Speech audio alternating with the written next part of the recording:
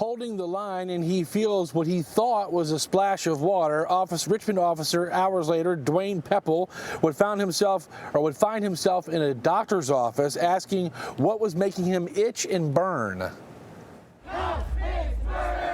You have people yelling obscenities at you, shooting lasers into your eyes, hitting you with high-performance flashlights, LED lights that just blind you. Many protesters claim they were demonstrating peacefully this week when police attacked.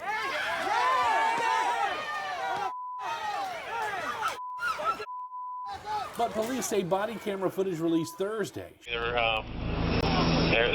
unloading something. shows a chunk of asphalt thrown at a state police sergeant Monday, sending him to the hospital.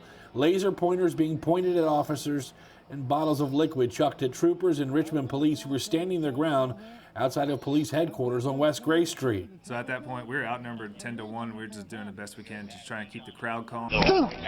The calm turned chaotic when officers say Michaela Hatton, a protest organizer, broke the police line and assaulted an officer with a bullhorn. Then police say bricks and bottles filled with liquid were hurled at officers.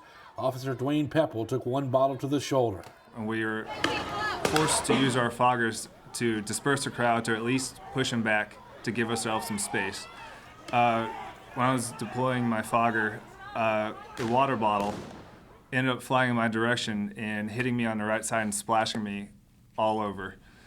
At the time, I didn't think anything else of it. I thought it was water at the time. Pepple says he went home after a mentally and physically exhausting 12-hour shift with an itchy rash and burning sensation on his skin. That's when he knew the bottle didn't contain water. His doctor diagnosed him with a chemical exposure. Here's some oral steroids. Take the Benadryl at night and keep your body covered with the hydrocortisone to help the burning, itching, and swelling. A Marine Corps veteran, National Guardsman, and officer, Pepple adds that he knows freedom of speech includes listening, and he's hoping all future protests are peaceful.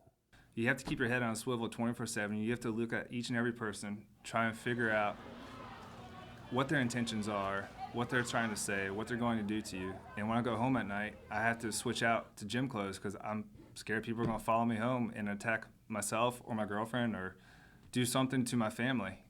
Sunday night, at least 4 officers were injured during the riot, including 2 Virginia State troopers. Interim Chief Jody Blackwell said in a press conference this afternoon that we're going to get our city back.